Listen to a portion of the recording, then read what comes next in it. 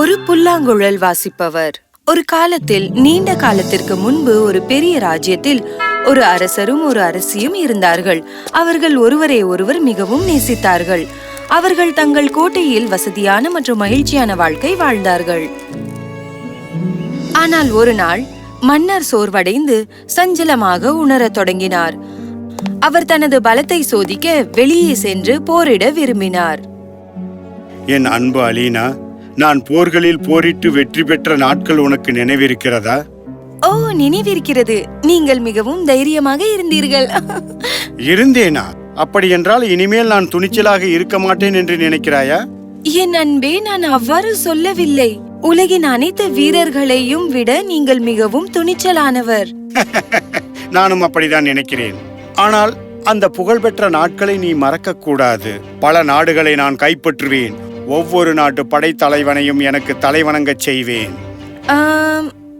சரி, எனக்கு தெரிந்த நீங்கள் எந்த ராஜ்யத்தையும் இதுவரை கைப்பற்றவில்லையே. மேலும் வீரர்கள் உங்களை வணங்குகிறார்களா? நான் இதை பற்றி கேள்விப்பட்டதாக நினைவில்லை. பரவாயில்லை, இப்போது சொல்கிறேன். நான் மீண்டும் வெளியே சென்று அந்த நாட்களை புதுப்பிக்கப் போகிறேன். நீங்கள் அதை விரும்பினால் நான் உங்களை நிறுத்த மாட்டேன். உங்கள் விருப்பப்படி செய்யுங்கள். ஆனால் எனக்கு உங்கள் ஞாபகமாக இருக்கும். விரைவில் திரும்புங்கள். நான் விரைவிலேயே திரும்பி வருவேனே நண்பே. மன்னர் விரைவில் தனது வீரர்கள் அனைவரையும் கூட்டி அண்டை ராஜ்யத்துடன் போரிட செல்லும்படி கட்டளையிட்டார். அந்த நாட்டில் ஒரு கொடூரமான அரசன் இருப்பதாக கேள்விப்பட்டேன். மக்களுக்காக நாம் அவனை பழி வாங்க வேண்டும். பிறகு அனைவருக்கும் விடுதலை கொடுக்க வேண்டும். பிரைன் மன்னரும் அவருடைய படையும் தீய அரசருக்கு எதிராக தைரியமாகவும் கடுமையாகவும் போராடினார்கள். ஆனால் இறுதியில் அரசர் பிரைன் தோற்றார். அவரும் அவரது முழு இராணுவமும் தீய அரசரின் நிலைவரைகளில் கைதிகளாக அடைக்கப்பட்டனர். இங்கே பாவமான மன்னர் பிரைன் பட்டினி கிடந்து மிகவும் மோசமாக நடத்தப்பட்டார். அவர் பல நாட்கள் அங்கேயே வைக்கப்பட்டார். விரைவில் மிகவும் மெல்லியதாகவும் பலவீனமானதாகவும் ஆனார். ஒரு நாள் அவர் ஒரு தூங்கும் காவலரிடமிருந்து ஒரு காகிதத்தையும் இறகையும் திருடி தனது அரசி அலீனாவுக்கு ஒரு கடிதம் எழுதினார். அன்பு அரசியே, நான் பொல்லாத இந்த அரசனால் சிறையில் இருக்கிறேன். தயவு செய்து நம்மிடமுள்ள தங்கம், பொன் நகைகள் மற்றும் அனைத்து செல்வத்தையும் கொண்டு வந்து இந்த துன்பத்திலிருந்து என்னை காப்பாற்று. தயவு செய்து விரைந்து வா அன்பே. அரசர் தனது ஆடைகளில் மறைத்து வைத்திருந்த ஒரு கை காப்பை வெளியே எடுத்தார். இது அவரது ராஜ்யத்தின் அரசு சின்னமாக இருந்தது. அதை பார்த்ததும் யாரும் அறிந்து கொள்வார்கள். அவர் கடிதத்தை கை காப்பால் சுற்றி சுவரில் ஒரு விரிசல் வழியாக வெளியேறினார். யார் கையிலாவது இது கிடைக்க வேண்டும். எதிரியின் கையில் கிடைக்காது என்று நம்புகிறேன். கை காப்பு மிகவும் பளபளப்பாக இருந்தது. எனவே ஒரு பறவையின் கவனத்தை ஈர்த்தது. சிறிய பறவை அந்த சுருள் வரை வந்து அதை கை காப்புடன் எடுத்து சென்றது. அது நிலங்களுக்கு மேலே பறந்து இறுதியாக ஒரு மரத்தின் அடியில் உட்கார்ந்து பாடிக்கொண்டு ஓய்வெடுத்துக் கொண்டிருந்த ஒரு மனிதனின் அருகில் ஓய்வெடுக்க வந்தது. ஓ, வணக்கம்.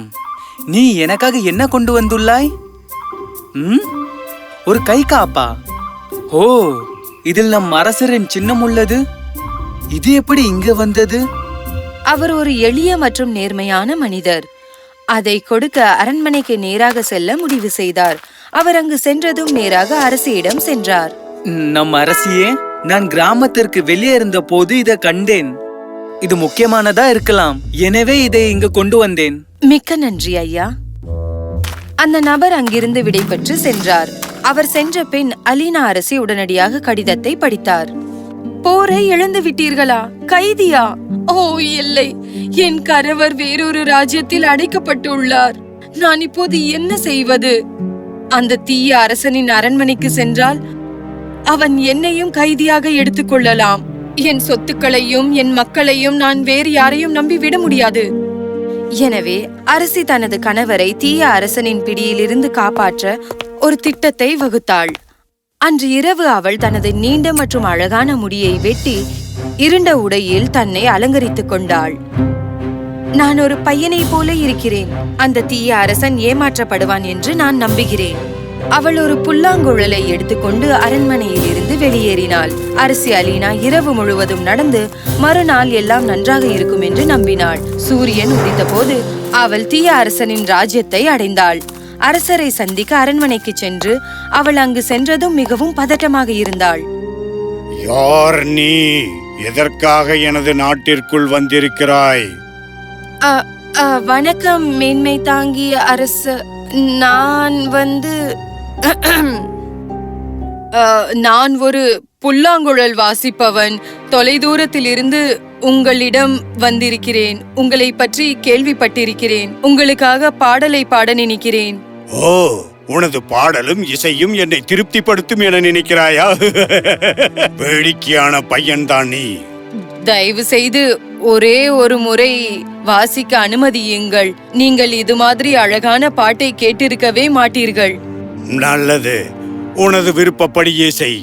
ஆனால் ஒன்று, உனது இசை எனக்கு பிடிக்கவில்லை என்றால் மற்ற கைதிகள் இருக்கும் சிறையில் உன்னையும் நான் தூக்கி போட்டு விடுவேன். அரசி அலினா மன்னரை ஏமாற்றி நிபந்தனைக்கு ஒப்புக்கொண்டதில் மகிழ்ச்சி அடைந்தாள். அவள் புல்லாங்குழலை வெளியே இழுத்து மிக அழகான இசையை வாசிக்க ஆரம்பித்தாள். இசை எவ்வளவு அருமையானது என்று அரசர் ஆச்சரியப்படத் தொடங்கினார். அலினா அரசியின் விரல் நுனியில் இருந்து வாசித்த மென்மையான மெல்லிசையை கேட்டு தீய அரசர் மெய் மறந்தார். அவள் சிறிது நேரம் வாசித்தாள். விரைவில் தனது பாடலை முடித்தாள். ஆஹா, உனது இசை மிகவும் இனிமையாக இருந்தது. நீ சொன்னது சரிதான். எனது வாழ்க்கையில் இதுவரை இது போன்ற ஒரு இசையை நான் கேட்டதே இல்லை. எனது அரண்மனையிலேயே தங்கி எனக்காக இசையை வாசித்துக் கொண்டிரு. என்னை மன்னித்து விடுங்கள் அரசரே. ஆனால் என் இசை அழகாக இருப்பதற்கு காரணம் நான் தொலைதூரம் பயணம் செய்து அழகான காட்சிகளை பார்த்து இசை அமைக்கிறேன். நீ சொல்வது எனக்கு புரிகிறது. சரி, உனக்கு வேறு என்ன வேண்டும்? கேள். இதை கண்டு அரசி அலீனா சிரித்தாள். இறுதியாக அவளுக்கு வேண்டிய வாய்ப்பு கிடைத்தது.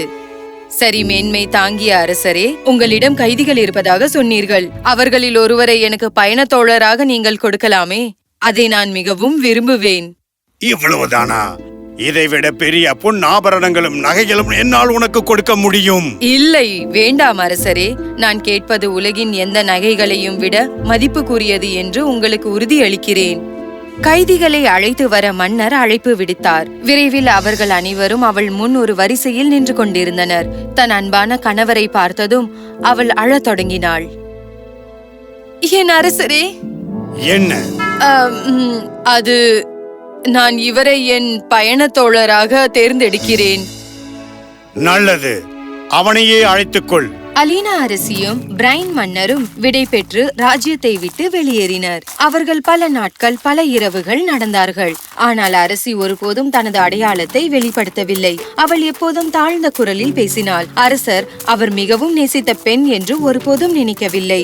அவர்கள் தங்கள் ராஜ்யத்திற்கு திரும்பி செல்லும் போது அவள் அவருக்காக புல்லாங்குழல் வாசித்தாள். அரசர் அவள் வாசித்த இசையை நேசித்தார். நன்றாக இசைக்கிறீர்கள். நான் தான் பக்கத்து நாட்டின் அரசர் என்பது உங்களுக்கு தெரியுமா? உங்களுக்கு பரிசளிக்க வேண்டும். அரசி தன் கணவரை கொஞ்சம் கிண்டல் செய்ய விரும்பினாள். அரசரே, எனக்கு ஒரு சந்தேகம். நீங்கள் அவ்வளவும் அழகாக இல்லை. உங்கள் துணிகளை நீங்கள் குப்பை தொட்டியில் இருந்து எடுத்தது போல் இருக்கிறது. என்ன தைரியம் உனக்கு? நான் ஒரு அரசன். என்னுடன் அரண்மனைக்கு அங்கு வந்து என் தகுதியை பார். நான் வெறும் கிண்டல் செய்கிறேன். நீங்கள் ஒரு அரசராக இருந்தால் நீங்கள் உங்கள் வழியே செல்லுங்கள். வேறொரு முறை உங்களை சந்திக்கிறேன். சரி, உங்கள் விருப்பம். ஆனால் உங்களுக்கு நான் எப்பொழுதும் நன்றியுள்ளவனாக இருப்பேன். இருவரும் ஒருவருக்கொருவர் விடை பெற்று மன்னர் தனது ராஜ்யத்தை நோக்கி சென்றார். அரசி ஒரு குறுக்கு வழியை கண்டுபிடித்து விரைவில் தனது அரண்மனையை மன்னருக்கு முன்பாக அடைந்தாள். அவள் சாதாரணமாக உடை அணிந்து தன் காதலை சந்திக்க சென்றாள். மன்னர் அரண்மனைக்குள் நுழைந்த போது நீதிமன்ற அறையில் இருந்த அனைவரும் மிகவும் கவலையடைந்தனர். அவர்கள் அரசரிடம் ஓடி சென்று அவரை சூழ்ந்தார்கள்.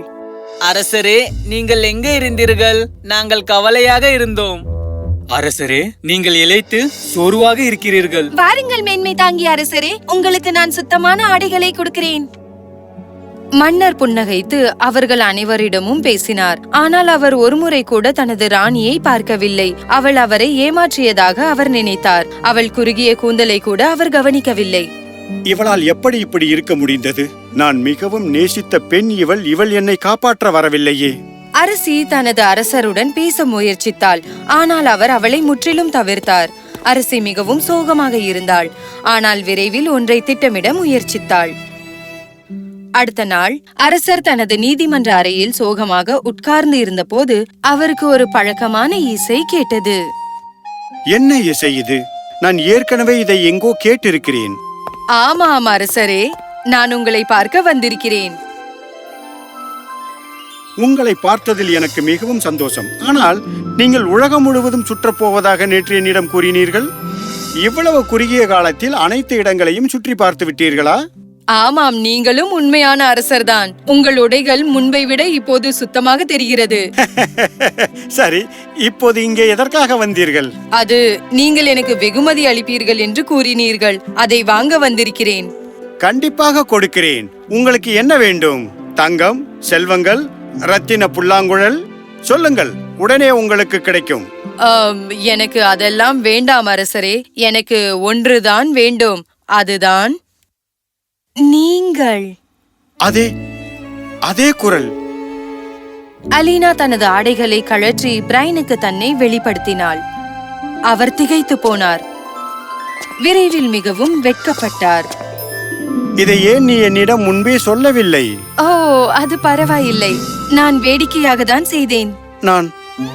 நான் நடந்து கொண்ட விதத்தில் மிகவும் வருந்துகிறேன். என்னை காப்பாற்றியதில் நான் சந்தோஷம் அடைகிறேன். உன்னை நான் மிகவும் நேசிக்கிறேன். நானும் உங்களை மிகவும் நேசிக்கிறேன் அன்பே. நீங்கள் சிக்கலில் இருக்கும் போதெல்லாம் நான் உங்களை காப்பாற்ற எப்போதும் வருவேன் என்பதை அறிந்து கொள்ளுங்கள்.